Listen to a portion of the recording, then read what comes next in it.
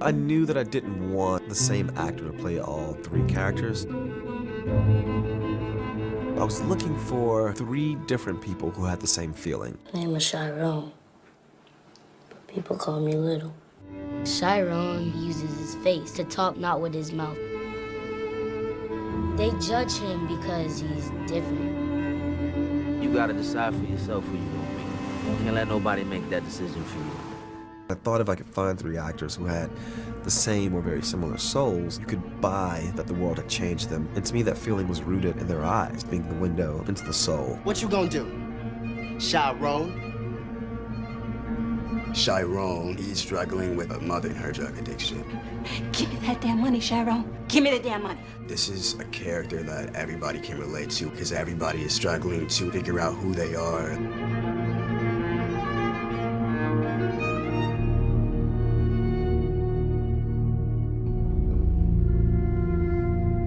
Dealing with the harsh life at a really young age. You're forced to grow up and you have to do what you have to do to get by.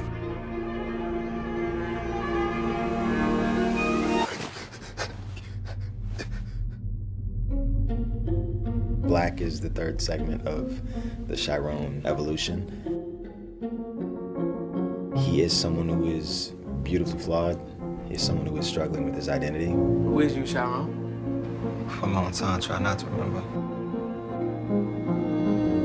Try to forget all those times. He is putting on this facade, this, physical armor. He is someone who we all know, who we all love. It's Kevin.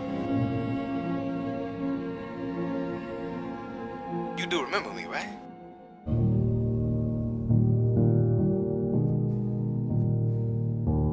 Yeah. It's love and hate at the same time. This is literally the story of a lifetime. Films like this that allow you to understand that life is a growing process, and it's important to understand that that's okay.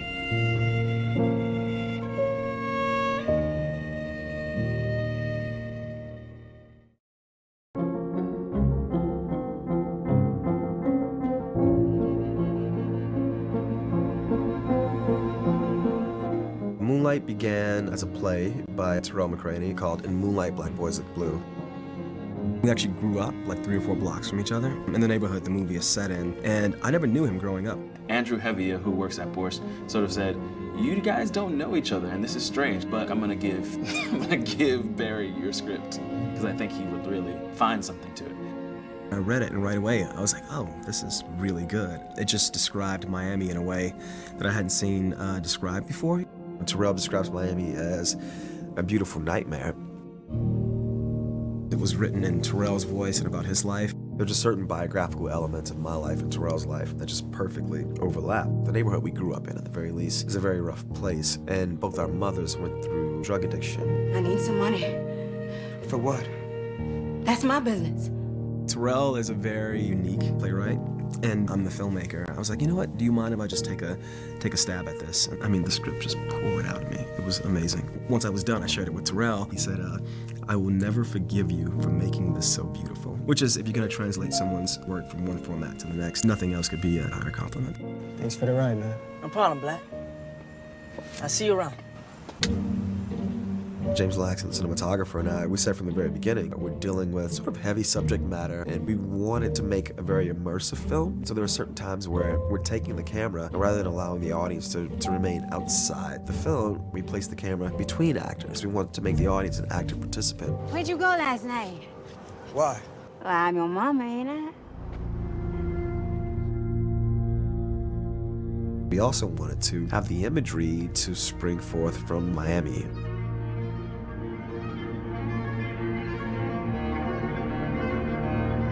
There's so many biographical elements in this movie. I feel like I got closer to really bringing to life these deep memories of what it felt like to grow up in their world.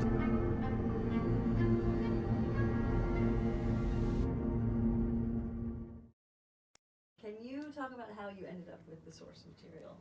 Yeah, Moonlight began as a play by Terrell McCraney, who I didn't know at the time, called In Moonlight, Black Boys Look Blue. And both Terrell and I are a part of this arts collective in Miami called the Borscht Collective, or Borscht Film Festival. And Terrell gave the play to Andrew Havia, Lucas Leva, and when it came to me, I was told, this isn't about you, but it's about you. And when I read it, I understood exactly what they meant. There are just certain biographical elements of my life and Terrell's life that just perfectly overlap. I mean, physically, we lived like pretty much the same block, went to some of the same schools, and both our mothers went through the drug addiction so viscerally depicted by Naomi Harris in the film. So speaking of Naomi, you know, she's obviously the only character that's in 3 sections. Can you talk about how you guys sort of work together to develop her character?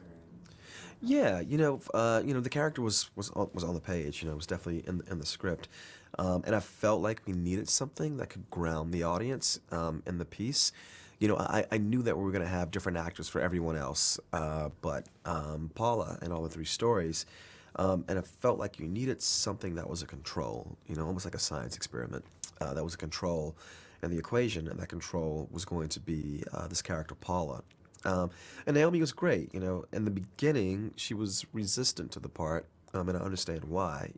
Paula's a very, very dark character, and she didn't want to put an image into the world that wasn't positive. But over the course of talking with her, after we cast her and just really sort of breaking down my relationship to the character, which involved my relationship to my actual mother, she saw a place where she could empathize in a very genuine way with someone who succumbs to addiction. She got to the point where she wasn't playing an addict. She was playing a character who becomes addicted. And I think once we got to that place, and Naomi went off and did her own research, on this particular form of addiction, from the particular time that Terrell and I grew up, she really just kind of like sunk her teeth in. And then, what about the casting of Chiron? What was it about those actors that they had the characteristics that you felt made them perfect to be Chiron? Yeah, I knew that I didn't want the same actor to play all 3 characters. One, we just couldn't afford it. It's just been too much. But I also thought part of the point of the film was to show how radically altered a person can become when they succumb to the pressures of environment, the pressures of the expectations the world has placed upon them. And so I was looking for 3 different people who had the same feeling. I wasn't really looking for three actors who looked alike, or sounded alike. It was more about a feeling, and to me that feeling was rooted in their eyes. Well, I'm a big fan of Walter Murch's book, In the Blink of an Eye, and he talks all about the eyes being the window into the soul. And I thought if I could find 3 actors who had the same or very similar souls, that you could buy that the world had changed them on the exterior, but within themselves in the interior, and the window into that was, for me, through their eyes, you would see that it was the same person. And that was how we approached it. And, we cast Ashton Sanders as Chiron first. He was the first person we saw for that part, and we saw him quite a few times after, because I was trying to do these chemistry reads with him and the teen Kevin. But then I quickly realized that wasn't the point. The chemistry between those 2 characters wasn't the point as far as the casting process went. We had to have 3 Kevins who felt the same and 3 Chirons who felt the same. And the only time when that process was radically altered was when Trevante Rhodes came in, who actually came in to audition for Kevin, which is played brilliantly by Andre Holland. I can't imagine Trevante playing Kevin, and I can't imagine Andre playing Black.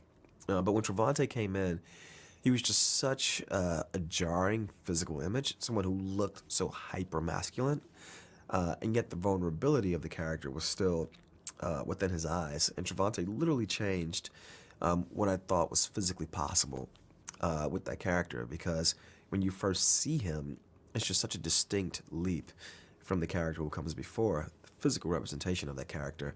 But again, I felt like in his eyes, you could still see those boys he had been in the previous chapters. And so, once Trevante came in, I really honed in on what it was we were looking for, and then we just cast everyone else from there.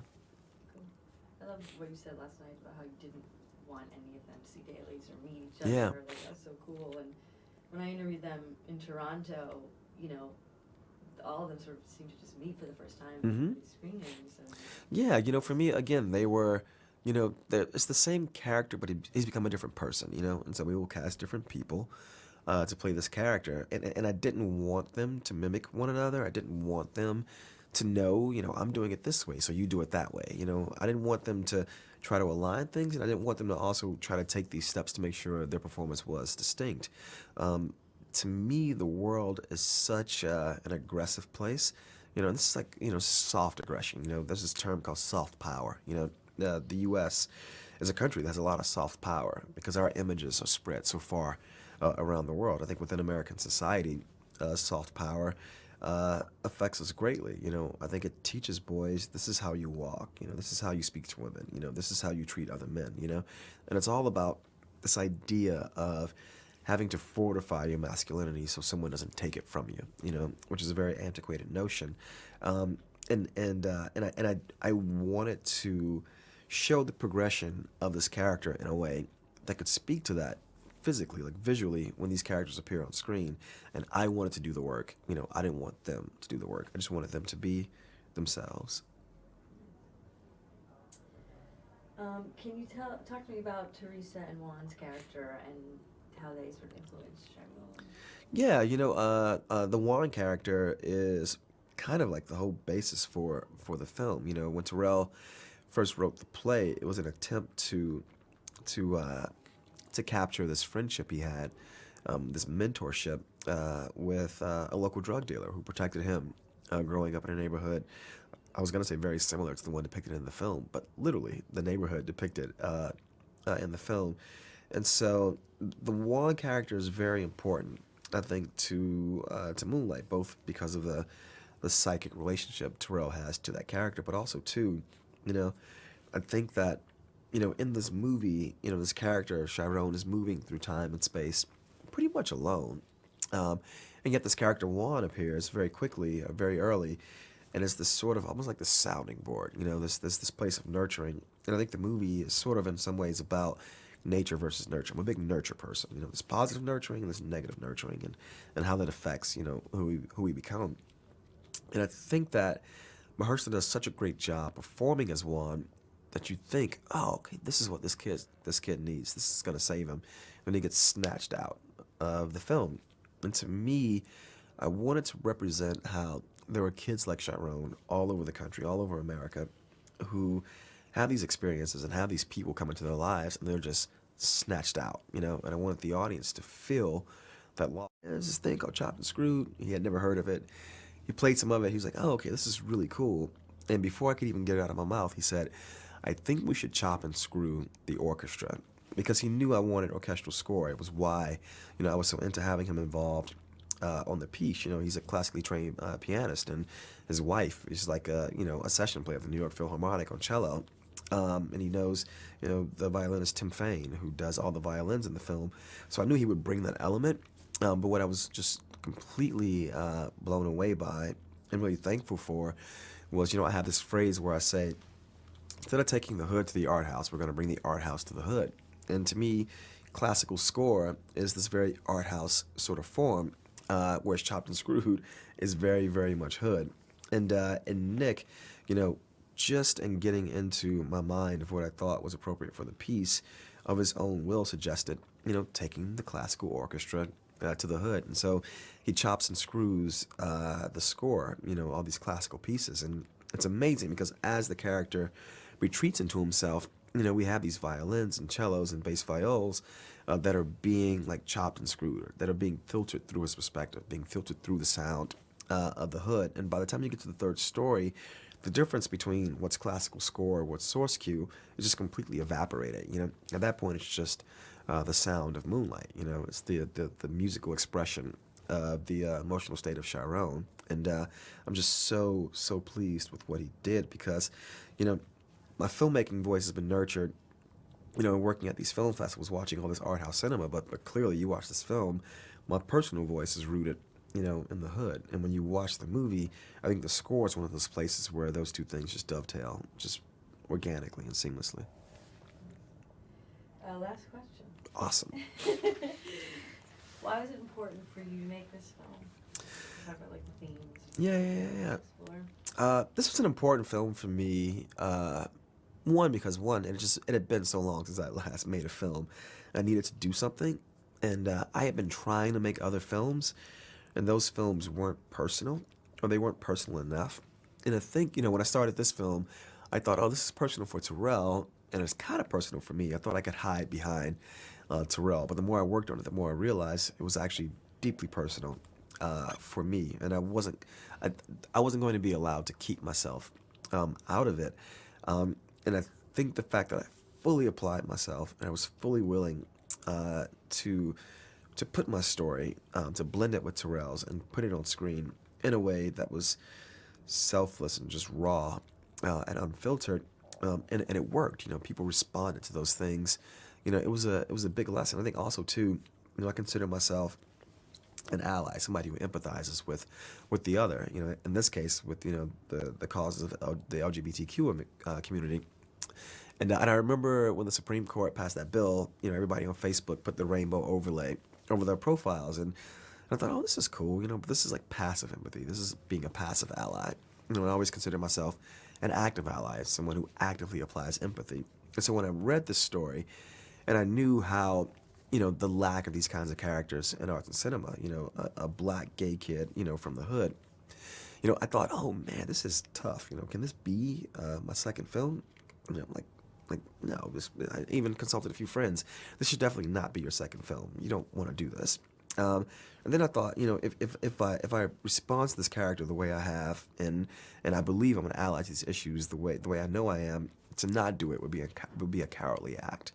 And so the fact that I very quickly got past that and fully threw myself into this, and the response that's happened so far, I think as a result of that, it's proof positive of the way I think I need to work going forward, which is issues I care about, stories I care about, characters I love, that I do think have a place in the world and are important, and voices that aren't often heard that need to be heard. And the fact that I did that and it's worked, with making this thing with all my friends, it's like the best thing in the world. I want to thank my teachers, my professors. One thing that they consistently told me is that it wasn't about you. It's not about you. It's about these characters. It was about Juan. It was about Chiron. It's about Paula. Thank you, Barry Jenkins. Thank you, Terrell Avalon-McCraney. All you people out there who feel like there's no mirror for you, that your life is not reflected, the Academy has your back, the ACLU has your back, we have your back. This goes out to all those black and brown boys and girls and non-gender conforming who don't see themselves. We're trying to show you and us. So thank you, this is for you. There was a time when I thought this movie was impossible. We didn't do this, you guys chose us. Thank you for the choice, I appreciate it. Much love.